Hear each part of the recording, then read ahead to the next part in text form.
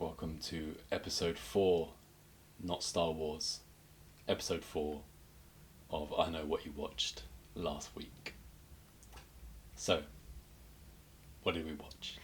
Yeah, so the start of the week we watched Bitch Ass. I won't say anymore.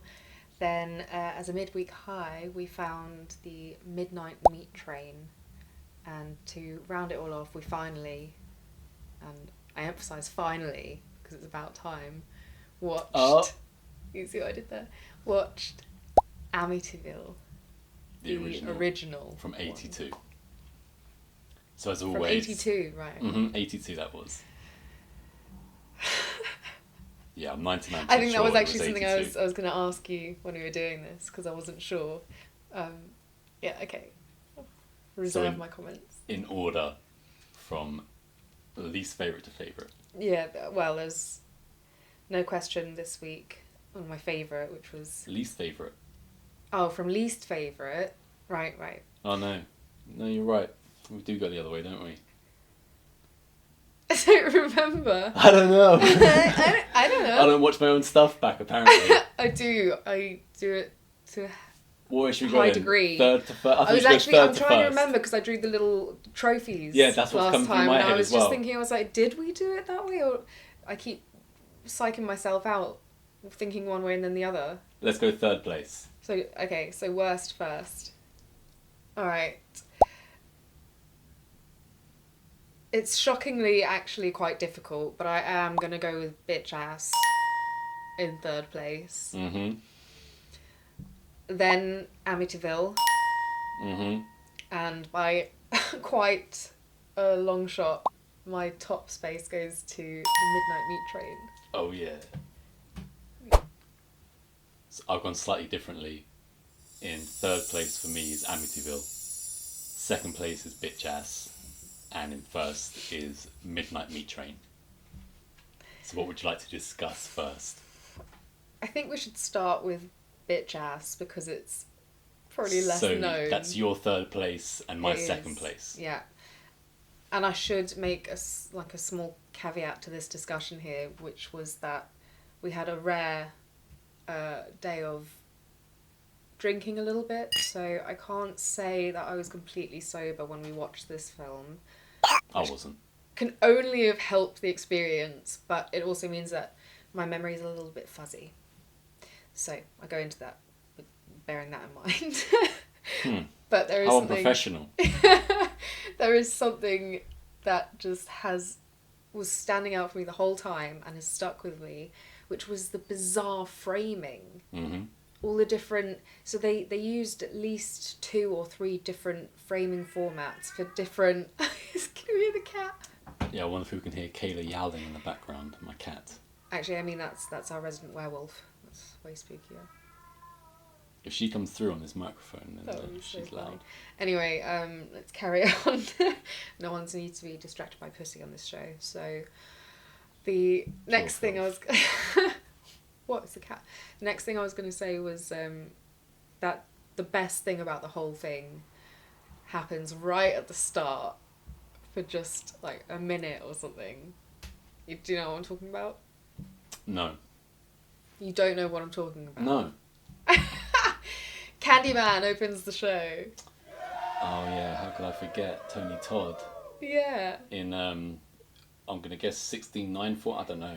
Yeah, it was boxy. Yeah. Definitely boxy. And then it went to a super wide frame. I don't know if when they had Tony Todd in frame, even though they had it on such minimal frame, they still had him, like parts of him out of shot, which should have been in shot. And when you come back, when you mentioned the framing of the whole thing in general, they went anamorphic. I don't know if you noticed that. Yes. And I did notice the warped... In the context curve, yeah. They have characters standing at the end of it, yes. so they're warped. And at points as well, they got the flare, the nice blue flare, but it was in the most ridiculous place, like above everybody's heads. And yeah, it was that was my nitpicking of it. Oh, really. That was so bizarre. So we've got to put into context as well that this came in at, they say, under $30,000. So let's just call it 25 grand. I think that in general is commendable, considering it's Absolutely not the worst thing I've ever seen No. either. And it helped, again, went into this a bit dubious. I wasn't in pain. I didn't hate it. It was just, I was more just shocked the whole way through at what was happening. silly. I mean, playing Battleship and stuff, it reminded me of Bill and Ted's Bogus Journey. That's all I could think of. Oh yeah, of course. How could I? That was really... It was like that was pretty dumb. I've just got to say it. Saw meets... Bitch Ass is not a good villain, in my opinion. Like, they went into the backstory of him and it was like so cliche and poor. But what I think should have been done is they should have taken the 25 grand and made a short, and made, if they had better ideas, make it happen in a short and then sell it, because it's not a bad concept. It's, it's cliche and stuff, but there can be a new serial killer on the block. There's never any pushback against that. Yeah. But it was, for me, the whole 25 grand thing that made me put it into second place. I commend them for even attempting to make a feature film on that budget. And getting it out there and actually seen by people. And before I forget, and I never say this, the guy that, I think the character's name was Q, he was a youngish lad, and I thought his performance was just out of this world in terms of what the movie was. Like, every kind of emotion that he had to portray, I thought he did it fantastically. Actually, now that you're... Towards the end, he's talking to his mum on the porch. It's that guy. And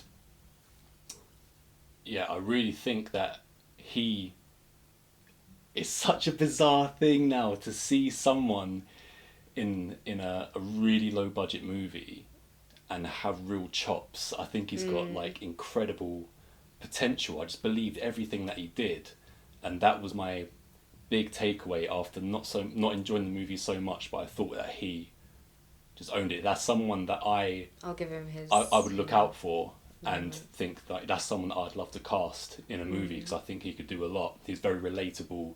He was natural, but he put in performance, so it wasn't natural lazy. It was still a performance, but he made it look easy. Glowing review from Johnny. Yeah, and I've got a high bar. We'll have to see what else he's doing. Well, that's the thing as well. I looked, and it doesn't seem like he's doing very much, if anything. So, yeah. So there could be more opportunities for him. Yeah, we'll get back to this guy, because obviously our main goal is to make a movie ourselves, and he was so good that he started to make me think, where could I fit this guy in? And I could definitely think I could have him as a small role in Heathen 2. And I think it's in my mind, he's like already cast now, like 75% in my head, if you wanted it, and if it came to us actually being able to make this. So yeah, it might take a while for that's how Heathen 2, impressed I was with him. Really good. So that's enough about Bitch Ass. Yeah. Second place for you then was Amityville, which was was my your last least place. favourite. And I've already mentioned the original Amityville. Because you've seen it before, but I haven't. I've mentioned it on previous I Know What We Watched Last Week, because we've been watching part 6 and part 8. And yeah, what I said, as I always remembered, I didn't enjoy it because it was kind of like dull, lifeless. Everything that they should do, like build a sense of dread, was just complete failure. There are no real scenes that stand out in my head for it being a really commercially successful movie in terms of money. It made a lot of money. And I always remember back when I was younger, and Amityville was a movie that you had to check out because it was one of the ones that was really well known, like all the other franchises. And I just remember just being so underwhelmed by it all, and I hadn't watched it since. I had watched the second one, and the second one is much like the first one, as I remember. So I don't think we'll be revisiting it, because this first one was dull and lifeless, and as I remembered, basically. Yeah, It wasn't fun. I didn't hate it instantly, but then there were times when I was thinking to myself, sitting there, I was like, is something going to happen soon? Or like, when is this film over? Which obviously is just a sign that I found it a bit boring. And yeah, when you say that's the most recent one that we watched, and I still couldn't tell you much about it. I can tell you far more about number 7 or number 8. Yeah. Or 6, sorry, 6 or 8. There was much cooler stuff in that. It was more silly. It was a different tone, yeah. obviously. It was a much more silly tone, and Amityville, the original, was obviously based on a real story as well. The DeFeo family, I think his name was Robert DeFeo, who blew away his whole family and then possibly himself. And then the next family moved in and they claimed to be haunted to the point where they had to move out. So this is all based on, stuff that was in the paper back in the day and things like this. Yeah, I'm pretty sure headline news. And I think, to be honest, that must be why it kind of did so well, because obviously now and then there's always this interest in true crime. And I was thinking, because I didn't know when we watched it what year it had come out. I could see that it was obviously older, and I knew that because it's talked about. But I was going to say, if it was from the 70s sometime, then maybe it was of its time kind of thing. But hearing it's from 82 and thinking what else there is from, well, even from the 70s, but especially the 80s, that just makes that seem kind of a weird excuse. It reminds me of The Exorcist Part 3, which was made in 1990, and it also looks like it was just made in 1972, and not in a good way, considering that in 1990, like, Goodfellas was made and looked incredible and stuff like this. So yeah, I completely agree with the whole early 80s thing, just looked so dated. I also think it was down to, it's either, I think it's Josh Brolin. Hi. No, Josh Brolin is a Swedish football player. James Brolin, I think, is the actor. And his whole Bee Gee beard and get-up just made me think of the Bee Gees the whole time. Yeah, it was a weird Even choice. the beautiful and talented Margot Kidder opposite him. Yeah, she was good. She was really good. She was fantastic. I don't really have much to say. There's not much to say about it. I also thought it's that not actually, a standout movie. Now that you mention it, even for the 80s, I felt like... I mean, is it supposed to be set earlier on? Did the actual story... Because, again, maybe they tried to do that, because even the relationship between her and him seemed quite old-fashioned. Even if it was supposed to be based in the 70s, still, the overall aesthetics of the movie wasn't nice to watch for me. No.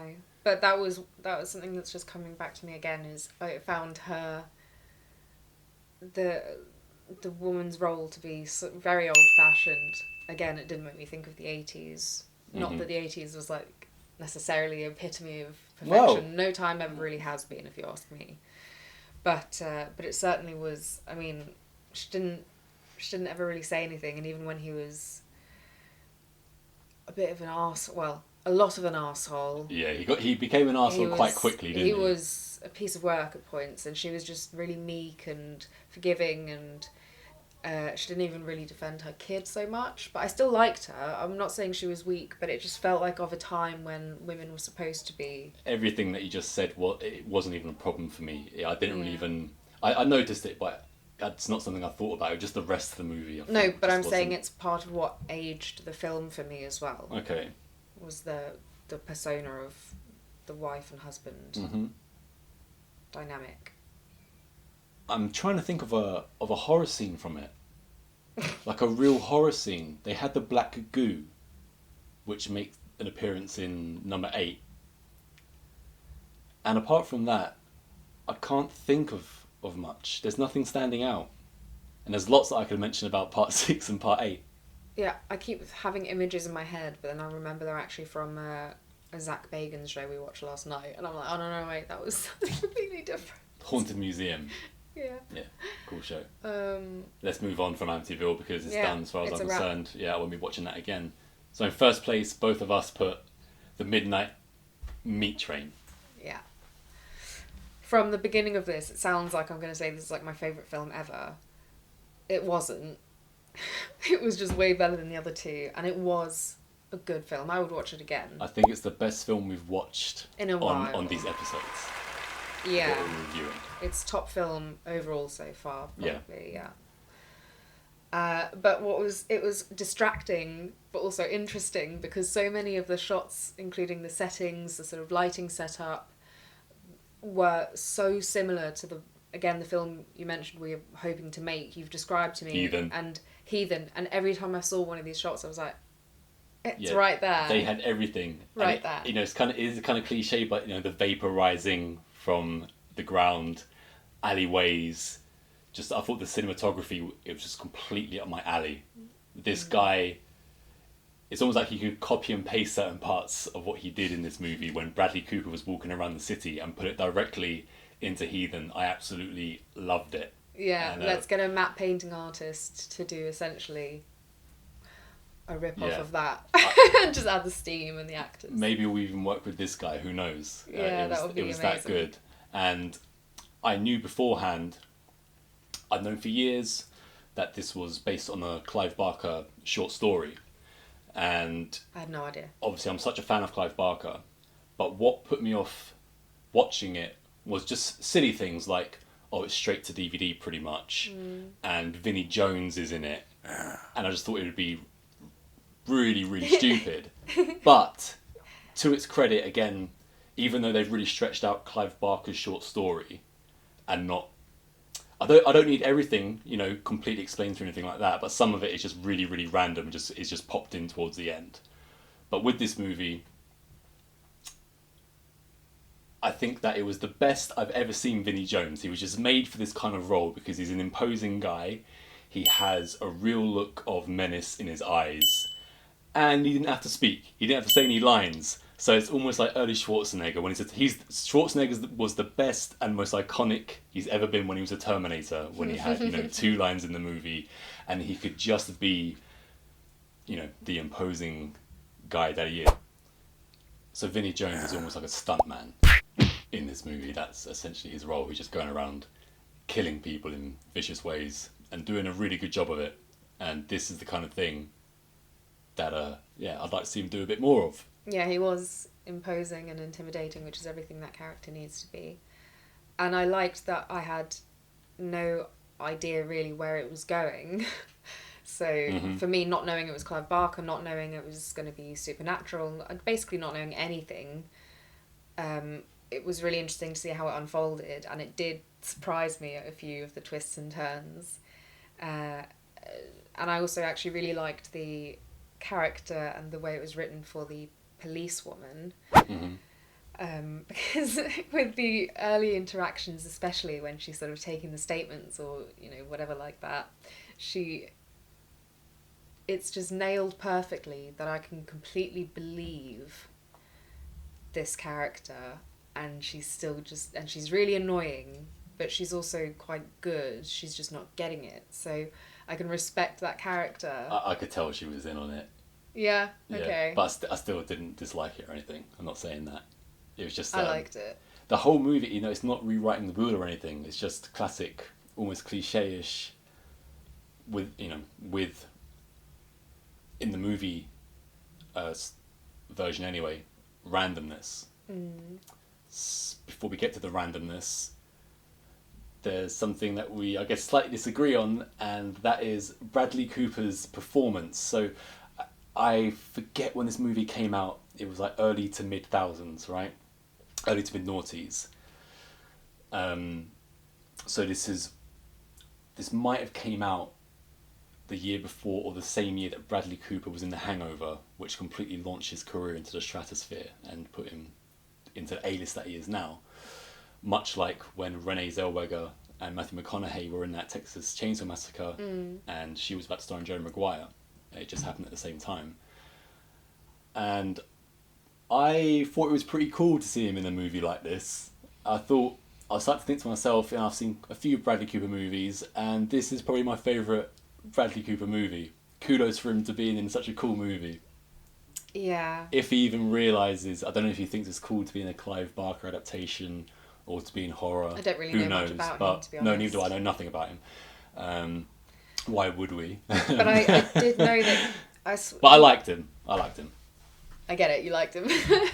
He was in something much more recently as well, which he was praised for a fantastic performance. So I know it's just me, and I was surprised at myself, but I still found, of all the cast in that whole film, it was almost like he bit off a bit more than he could chew for me, because the character goes through such a weird range of specific emotions and situations and No, reactions. kind of and I answered didn't, the question. He had to go through it. He had to show a lot, didn't he? In a yeah, very short which I don't space think of really time. suits. But yeah, I don't know. Something. it didn't take away from the movie or anything. It's not anything like that. Yeah. The guy, again, I don't know his name, but he was also in Hostel. He's a guy that wanted to kill, someone who was tied up, and he played the guy who introduced Bradley Cooper's character to, what's her name? From, her from 2.5 Men and from Impractical Jokers. Brooke Shields. Brooke Shields is the art dealer. Right. So the in-between, the guy that's the in-between introduces Bradley. Yeah, I've seen him in something. Yeah. A few things. I liked him. Yeah, I really like him. Like Leslie Bibb as well. I really liked her. I've always enjoyed her performances.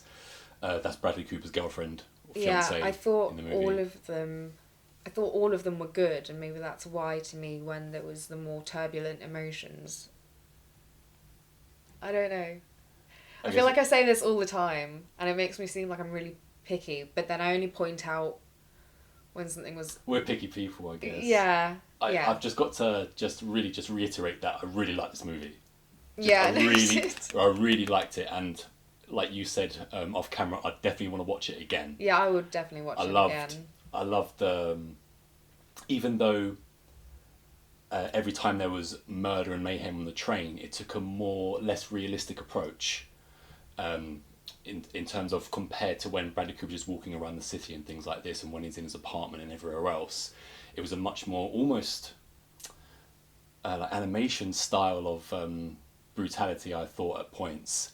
Yeah, some of it was quite silly. And the one time that it broke away from that with the violence was when he was stitching up like a corpse to hang onto a hook or something like that. I thought that whole section was amazing, like really. And at some point, so in the same bit, he's pulling off the corpse's nails and things like this. Oh yeah, that was absolutely he pulled out brilliant. the teeth and then he ripped off the nails.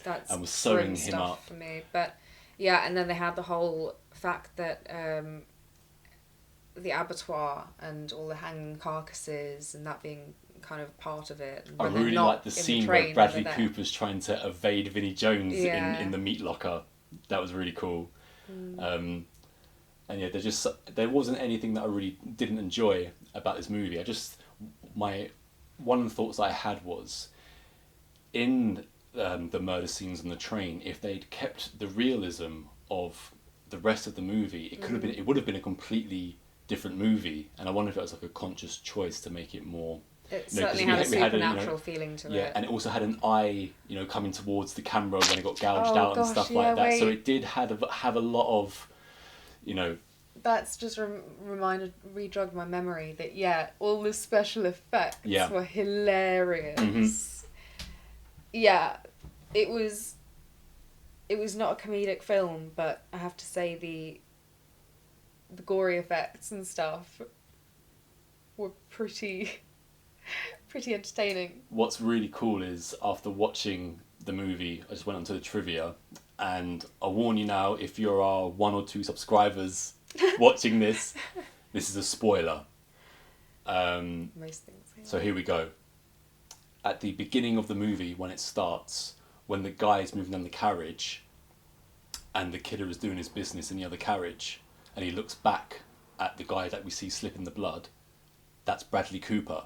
So we see what happens to Bradley Cooper in the first scene of the movie. Right. Yeah, it's just a small thing, but I thought it was a nice little Easter egg if you watch it a second time. I have to say, Bradley Cooper's not quite as intimidating as Vinnie Jones in that role. It's got a very different air to it. Bradley Cooper wasn't supposed to be intimidating, was he? No, I'm just saying, because he's taken over from Vinnie Jones now as this mass murderer. Alright, I understand you now. Yeah, absolutely. Yeah, he pulled a mean face. I'll give him that. He did pull a mean face, but he's certainly it's a different kind of not as imposing as Vinnie Jones. Yeah. Certainly not. So it's still scary because he's still a murderer. But... Yeah. Just another thing as well. When this movie was finally completed, the studio that was making it, a new studio head came in at around the time that it was due to be released. Apparently, he just hated it, So he released it to minimal theatres at $1 admittance. So basically just tanked the movie, and I don't see why, because really this movie could have easily at the least made its money back. But I don't understand, if you've got a finished product and even if you don't like it, why don't you at least take the chance and just see if other people like it? Absolutely. Missed out. Weird business choice that, if you ask me. And this is one of the only movies which I've avoided for years, and then finally watched and actually been impressed. So yeah, really like the Midnight Meat Train. Very cool. Thumbs up. Yeah.